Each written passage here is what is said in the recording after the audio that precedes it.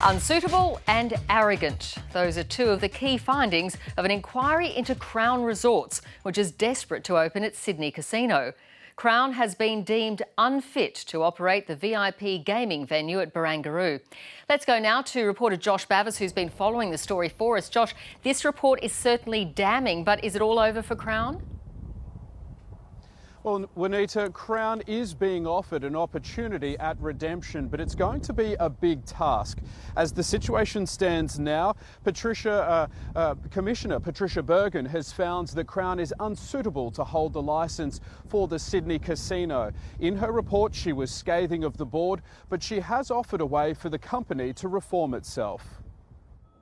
After more than 2 decades as one of Australia's most renowned gambling giants, Crown Resorts was today dealt its biggest blow. Crown should be feeling mightily unhappy tonight, but, you know, it's all of their doing. Its gaming rooms in Sydney will remain empty for now after the company was deemed not fit to hold the licence for its third Australian casino.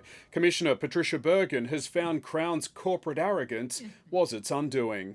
Thank you, Patricia Bergin, for doing what Victoria failed to do. Commissioner Bergin has recommended sweeping changes for Crown and others, including banning casinos from dealing with junket operators, a new independent casino commission, forcing casinos to actively prevent money laundering, and that no one hold a stake of more than 10% in a casino without approval.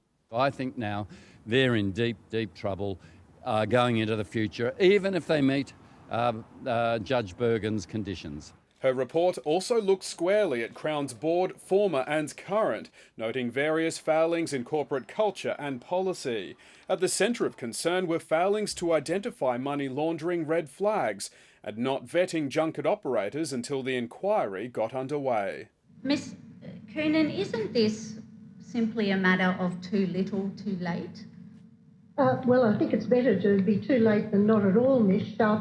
The fallout leaves Crown's major shareholder and former chairman's future ties with the company in tatters, as the flagship casino James Packer created from its inception in 2012 is now all but shelved. I think all shareholders have been stunned by the level of bad behaviour and bad governance that Crown has been exposed as doing for many years. Those changes would likely require an overhaul of its board as a start. The Independent Liquor and Gaming Authority will now make its ruling within a week. Its chief last year said he considers links to money laundering offences of the highest degree. We're talking about potentially drugs, we're talking about child sexual exploitation, we're talking about people trafficking, and we're talking about financing of terrorism. But Crown's not bowing out yet. It says it's planning to fight for its name and its casino. Josh Bavis, ABC News, Sydney. And Josh is back with us. Josh, how does it play out from here? Juanita, Crown is not willing to go down without a fight, and it's wanting to work with the regulator to get the approvals that's needed. But this report found significant flaws with the main business model, that being the VIP high roller gaming model. It said that it was designed and driven by James Packer himself, but the report stopped short of directing James Packer of what to do from here, although this 10% rule may mean that he has to sell off his shares.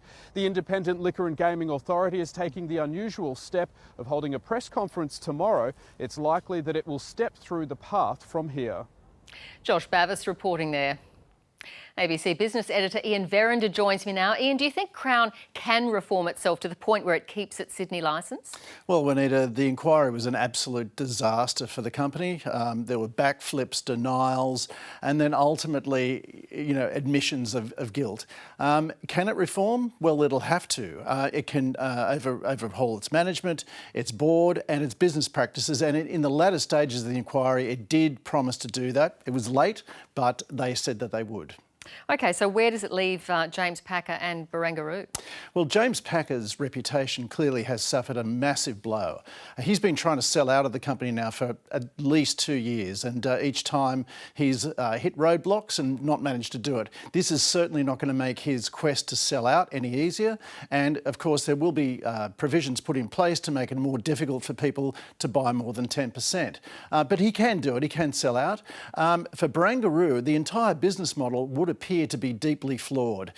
We have very frosty relations with China these days. The Chinese government has banned companies from luring punters out of China and into Australia, and now this inquiry has banned junket operators. So that's the entire business model gone. All gone. Ian Verinder, thank you.